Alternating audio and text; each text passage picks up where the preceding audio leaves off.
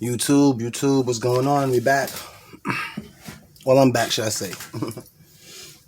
Okay, so let's we're gonna be long but short at the same time. If that makes sense, we're gonna be real brief. First and foremost, a big congratulations to the viewers and the subscribers. Even the people that just view and don't subscribe or don't like. Just the people that that come to the channel regularly. This is a accomplishment. We had 10,000 over 10,000 views on the first year. It's not just an accomplishment for me. It's an accomplishment for everybody involved. The channel, friends, family, viewers, subscribers, likers, dislikers, haters, lovers, whatever. I put myself not above you. I'm not. Y'all not my fans. Y'all my family and friends. You know what I'm saying? Like, and I'm not y'all. I'm not y'all whipping boy either. Like, I don't look up. I'm not like I'm not begging for anything, and I'm not. And y'all don't have to beg me for anything. So we on the same level. Like, not to talk down on nobody.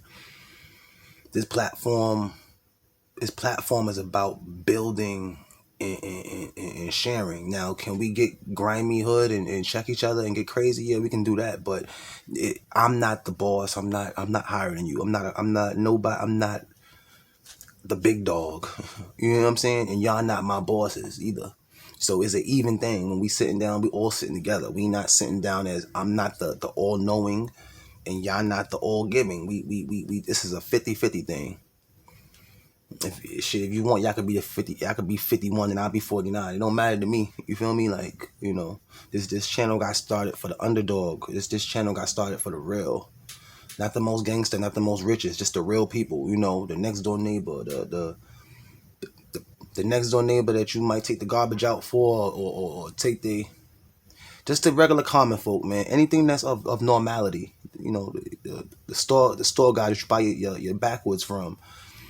The dude across the street who only got buds sometimes. You know what I'm saying? Just the little things. And that's what I liked about FBG Duck. He had that feel of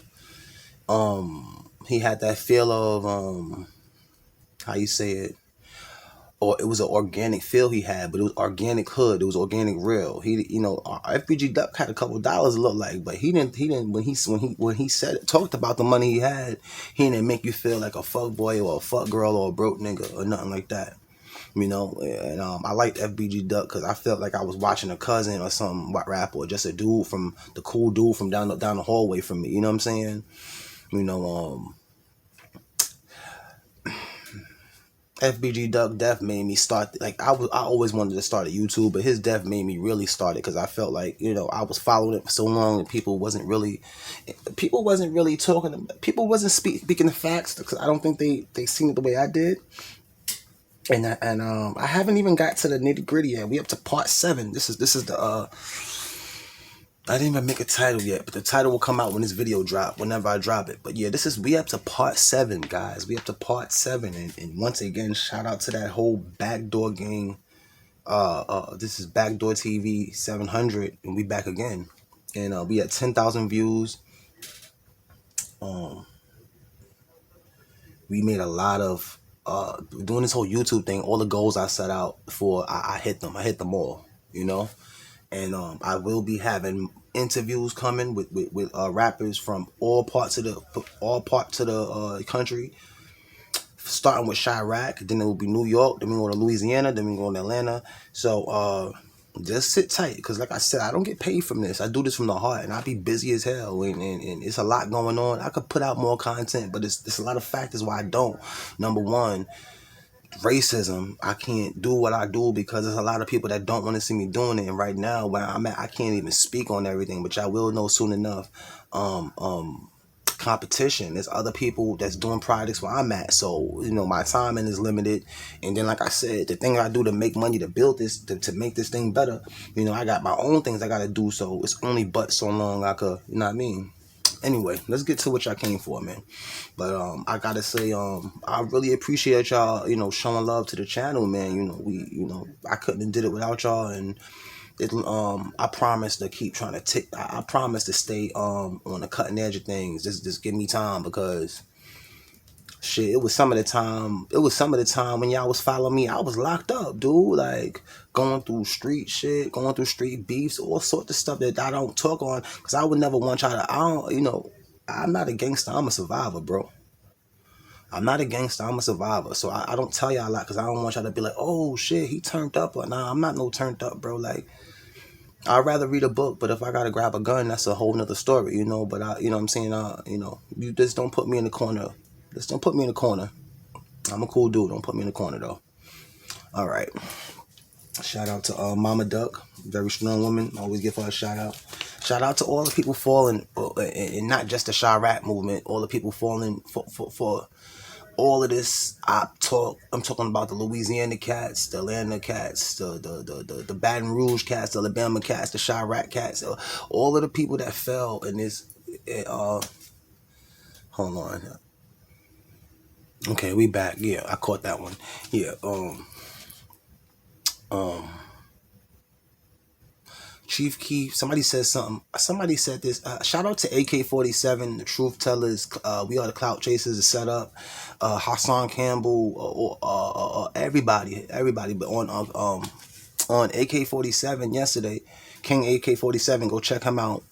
He said something that was real good. He was saying something like, a little boy came out and changed the whole world. And when Chief Keef came out, he was a little boy as far as the way the world looked at him. But in Chirac, a little 13-year-old, I mean, I've heard stories of 10-year-olds and 15-year-olds catching bodies in Chirac. And when I say that, it's not to downplay to disrespect anybody. So if I came off that way, I don't mean to, but I'm just, telling it how I perceive it is and how I've been hearing it is for a long time. But anyway, Chief Keef made that he rose to international fame, I say, in 15, 16. I think he was a household name by 16, but I say that to say the reason why I'm talking about Chief Keef is because when he dropped that whole ops and recording off a phone, you gotta remember, and y'all gonna get mad at me because I might be a little long-winded today.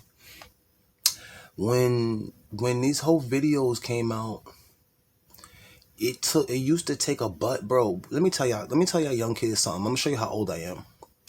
Before Chief Keef and this whole drill shit came out, it used to cost, the lowest money it took to shoot a video was about $100,000. Now all you need is a camera phone, bro. 2 camera phones and a tripod maybe in a crib. You don't need to go to no dude sitting in a big chair and say, listen, this is the production budget. Can we make 2 videos? Now you can make as many videos as you want to. When I was coming up, a video was about 300,000 to 350,000, bro. You hear what I'm trying to say? It wasn't like how it is now, where like you could just pull a phone out and get light. Look how they're getting light right here. Look how they're getting light. They're getting light. That could be a video. It wasn't always like that. You couldn't just shoot no video, bro. You had to really, you had to go to the label, sit in the waiting room, go upstairs, talk your bullshit, ask what it was. You probably asked for 300,000. They might give you maybe 250, maybe 180. But it was a big budget, bro. Now people do that shit just off of, it's easy. Let me pause for 1 second. Right, hold on. Okay, we back. Yeah though. So I probably done bored y'all enough. I know y'all got shit to do and whatever. I probably done bored y'all enough. But I know one thing about me, I appreciate y'all. You really showed me a lot of love, man. And I for the little bit of subscribers I do got, and for the thousands of viewers I got, y'all all thank you. I want to say thank you, man. Like, yeah, we really did it. I didn't do it. We did it together. But I'm saying thank you to y'all. But we did it together. 10,000 views in the first year, man. RIP FBG Doug, man. Shout out to everybody we lost. So let's get to the video because I gotta go soon too. It's getting late. I know y'all like, damn, you're always rushing. Are you from Russia? No, I'm not from Russia, but I am always rushing. Okay, back to the video. So we're gonna start this, and I didn't title it, so we're gonna freestyle title it. We're just gonna say I don't know what the title's gonna be when y'all actually view this shit, but I'm gonna tell you now. We at FBG Duck. Who killed FBG Duck? Part 7.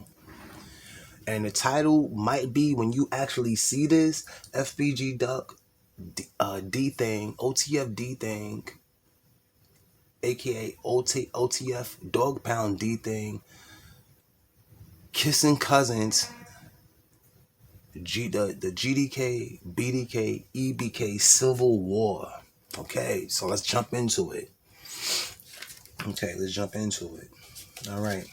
Now, I got my keynotes too, so don't try to catch me lacking, viewers. I see y'all trying to catch me lacking. I got my keynotes today. You heard? Treat me nice. I got these keynotes. I got my keynotes in my hand, so treat me nice, all right? Okay. Don't make me. Nah. Okay, so where we left off in part 6. In part 6, where we last left off, should I say? I was trying to tell y'all, I'm gonna get now, and I know a lot of y'all only watch the video because I started getting to the nitty gritty, but unfortunately, I had to stop the video and go. I had to leave. So, like, when it started getting good, I had to go. So now I'm for all the people that want to hear what I was talking about with that situation with the 051 Melly, FBG Duck, Taquan World, D Thing situation. Now we gonna get into it right here. I'm sorry for my long-windedness. I'm a lame. All right. Now, this was the first keynote I had. I know I got to get the fuck out of here soon, too. Okay, this is where we... All right, bet. I don't really need to look at these keynotes too much. This is where we left off at, right? All right. So, if y'all remember what I was telling you, FBG Duck Mother said, it got to a point where something happened to one of his friends, and he started acting different and moving different and really staying primarily around family. So I'm gonna tell you what happened if you didn't catch part 6. So FBG Duck, he represents STLEBT.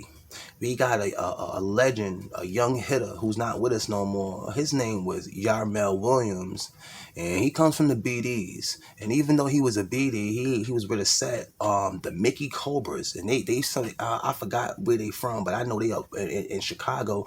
They in the Cottage area. You know what I'm saying? The Cottage area. You know, so y'all can look that up. And I'm gonna elaborate on this whole Young Money thing soon. But for now, just put your seatbelt on and just sit tight with me.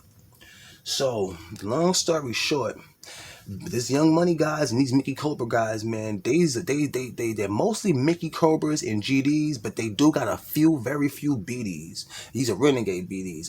But let me be corrected. A lot of 051 Melly family called a lot of people, and they said no, he was not no renegade BD. He was a regular BD. So, and let me touch on that with this whole renegade thing. Some people are renegades, but some people just don't get. Some people, okay, matter of fact, okay, I don't want to go take y'all. Some people are renegade, and some people shit just happens. Because 051 Melly said it himself. 051 Melly got protection from regular BDs, even though he was beefing with BDs. You know what I'm saying? Oh man. Okay, we back. So, when 051 Melly got killed, right? It changed the whole Chicago, maybe the world, but we just gonna say Chicago because I've been drinking, so you know I might be a little exaggerating. And my drink gone now. When y'all go get me a drink and come through, just drop a drink off and leave. I ain't trying to go to jail. Anyway, when 051 Melly got killed, it changed the whole Chiraq outscape. You feel me? Because 051 Melly and a lot of his people was BDK. They led the BDK movement, and so was FBG Duck. He was BDK too. But when 05 Melly got backdoored, that turned a lot of people that was BDK and GDK to EBK. But at first, the main people that turned EBK was the BDK people. You feel what I'm trying to say? And anybody who knows what I'm talking about, they know what I'm talking about. You know, so EBK stands for Everybody Killer, BDK stands for BD Killer, and GDK stands for Gangster Disabled Killer. So BD Killer will be Black Disabled Killer. You get the gist. I'm for the people that don't know what's going on, I have to do this for them. So don't throw the tomato just yet. Thank you. Sit the fuck down. All right, so back to what we're talking about. FBG Duck Mother said something happened that made that made Duck really not start acting different towards his friends and moving different. And I got this on the keynote, like, and matter of fact, I don't even gotta look at it. Okay, I'm gonna keep it real with you. I'm gonna put I got my keynotes here, but I'm not gonna really even look at it like that. 'Cause it's the 10,000. It's a 10,000 view episode. I'm gonna keep it real with y'all. The problem, I feel FBG Duck pain. I think FBG Duck knew when Melly died, he would die soon after. And I'm going to tell you why. FBG Duck was put in a very precarious situation. Very precarious when Melly got killed. You got to realize, okay, Melly, FBG Duck, and a lot of people were going to kickbacks one night. It was celebrating a couple parties, but one of the main parties was the Can't Get Right party. And a lot of people, you got to realize in the hood, to all my white viewers and my, matter of fact, not my white viewers, for my hood viewers, you know what I'm talking about. For my people that's not from the hood, I'm going to explain to them, so just sit tight. The reason why FBG Duck felt like he was fucked over when Melly died is because you got to realize how people perception is everything. How people perceive things is everything. So when Melly got killed, FBG Duck knew that a lot of people would be coming for his head, because you got to remember, he was a rapper, but he did make a lot of serious moves. He did do a lot of he had clout in his neighborhood. You know what I'm saying? Like, he was somebody in his neighborhood. Hold on, let me pause this for y'all real quick, because y'all don't deserve this. Let me make this better for y'all. Hold on. Okay, so like I was saying, right? FBG Duck was, oh shit, damn shit, my leg. I feel bad for FBG Duck, even though he was a strong brother, right? He was in a bad situation, and he knew it. The perception, for all my people that's not from the projects, perception is everything. People will look at you funny if they think you involved with something, or you a part of something, and you could say you not. But perception is everything, and FBG Duck was looked at as a boss, no matter what he thought. It would no matter. You know what I'm saying? He know how he was looked at, and he knows the persona that he had built up over the years. So that's like Bill Gates. That's like you looking at Bill Gates or LeBron James and saying, "Hey man, you a rich nigga," and they try to say, "Nah man, I'm a good nigga. I ain't a rich nigga." You gonna say, "Nah dude, you might be good, but you are rich." So that's how it came with him. He knew when Melly died, people would blame him. Now, we, like, in life, I'm not so quick to say what people didn't do, but I really truly felt like, FBG Duck and Melly had respect for each other. I don't think FBG Duck had nothing to do with Melly getting killed, but I could be wrong. You don't know. Let me tell you one thing, people. You don't know what's in my heart. I don't know what's in your heart. You don't know what's in no man's heart, no matter what they look like. That's why we got something called traders, and the back door got started, because a nigga will come at you, and he'll look like he got your best interest in mind, but he really got the best bullet for your ass in mind, like, and I hope, I hope you take from these videos that don't sleep, man. Don't sleep. Don't fucking sleep out here, bro. Don't sleep. And we're gonna get to the D thing. The old little Durk brother, older brother D thing is mixed up in this too. I'm gonna see if I can squeeze it in. I'm gonna see if I can squeeze this the little D thing situation in too before I have to make a part. This should be maybe part 8 or part 7. I'm not sure, but once it's over, I'll know more. So anyway, it's all linked together. I'm just trying to make sure I break it down to the point where you can understand it. You see, Hey, oh my God. See, a lot of people tell y'all things, but they don't tell y'all why. They don't tell you in order. And the reason why I might stutter sometime, or I might pause, because I'm trying to make sure I tell you in order. So when you get the information, you know how to digest it. You know what I'm saying? You got to make sure you digesting the right information the right way. I can't say ZHYAABC. I got to start from A to Z or Z to A. It's only one way to go. I can't pick them out randomly. So anyway, the change that came with an FBG Duck, he seen him writing on the wall. He didn't know he would die, but he figured he would die. He didn't know he would die once again, but he said, "Damn, the probability of me dying has just skyrocketed, for the simple fact that people gonna look at it like I had something to do with Melly getting killed." Now remember, it was a whole block. I remember a lot of parts by 63rd and St. Lawrence, or like a lot of areas in Chicago that are close to colleges got bought out by these colleges.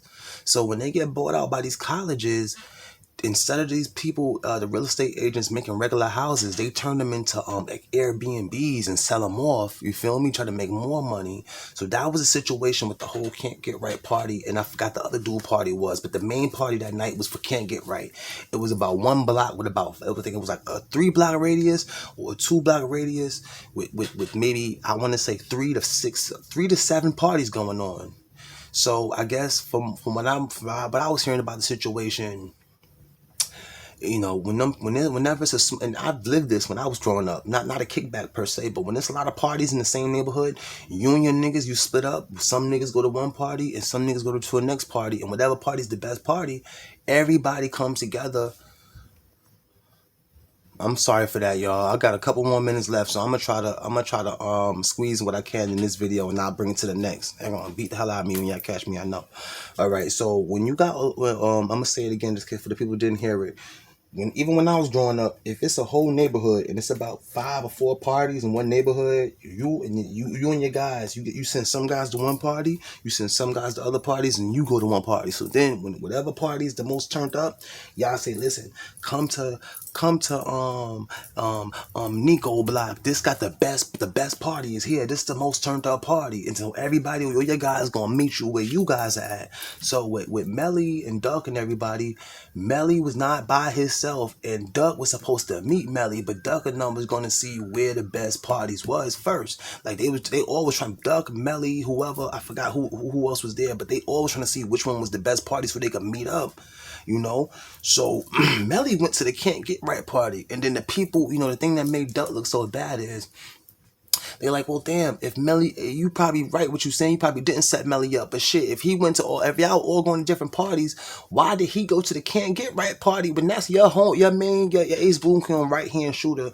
Why did he go to another party? You know, but then you could also say to that, whatever party he went to, shit, well, man, like I said, the fact that he got killed there is what made Duck look bad, because it was a that remember, Can't Get Right slid with Taekwon World a lot. He was very close to them. You know what I'm saying? And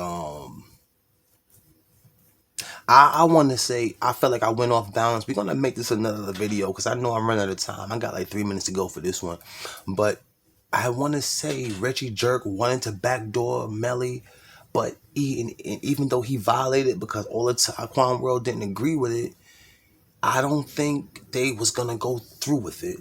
But I think it's a situation where they wasn't gonna go through with it, but Melly, he's a cool nigga, but when he get high off those pills and liquor, he turned into a different person, and I'm the same way. That's my downfall.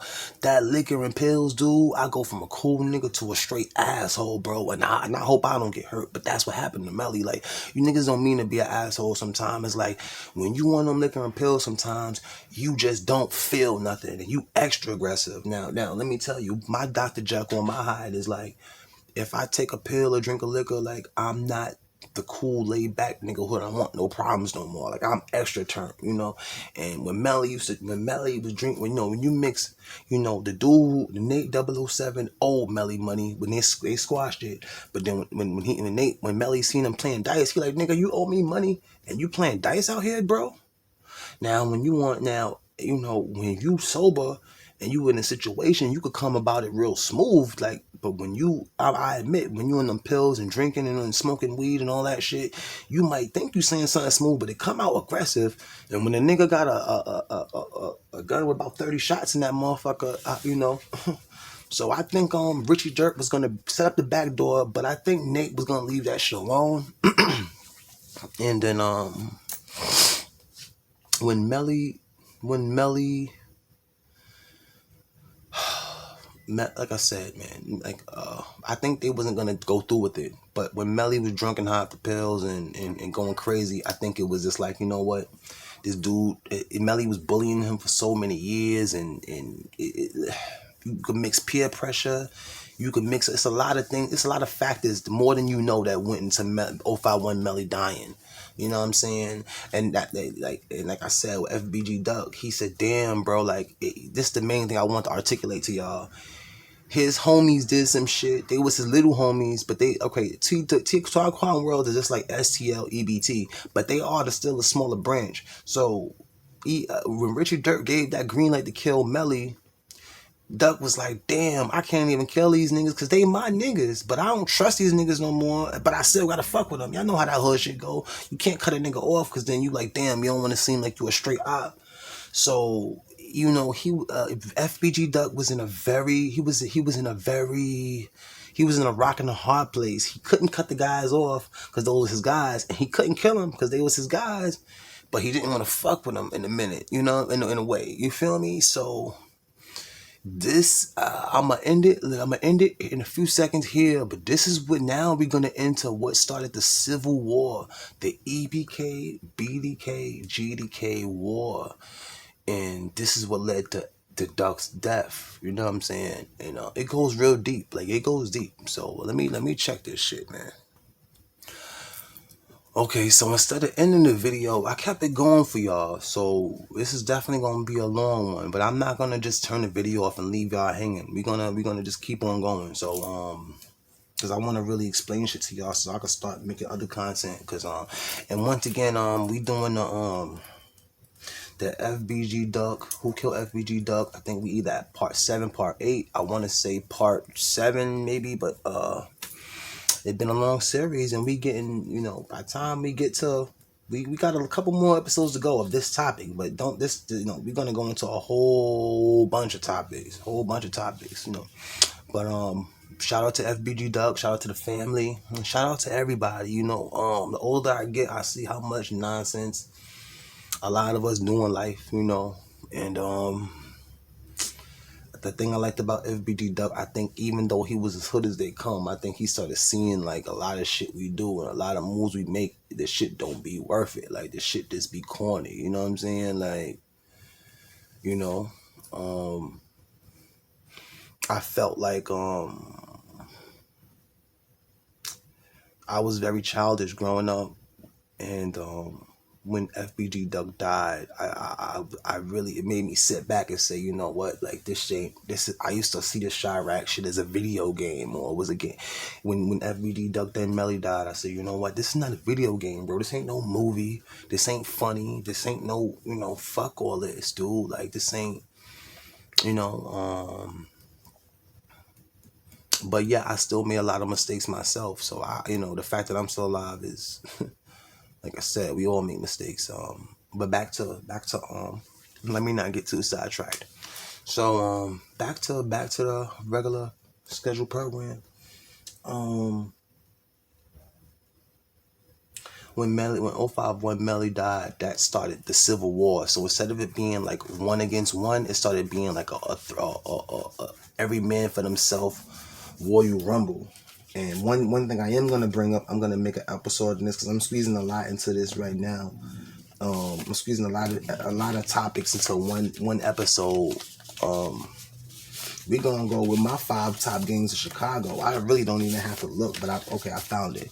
We're gonna go with the 5 most dangerous, most prolific gangs of Chicago right now. And this list could change at this list can change at any time. It was hard for me to make this list because I didn't want to be biased. I'm the type of person, I like the bad guy just as much as I like the good guy.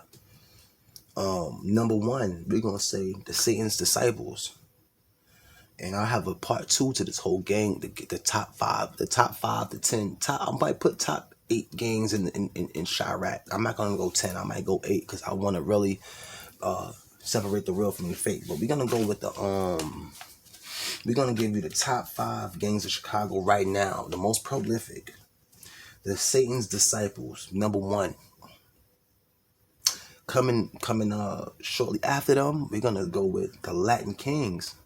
Very shortly after them, the Satan's Disciples just really started turning up. I think that's because the the Latin Kings, a lot of their members, the older members or whatever, been going to jail or whatever. I'm not sure, them Satan Disabled boys, they've been popping up in a lot of places, and I'm gonna get back into that. It's gonna be separate from the FBG Duck video, but I had to throw a lot of things in here because my time is running out with y'all, and just period. Like, I have to go soon.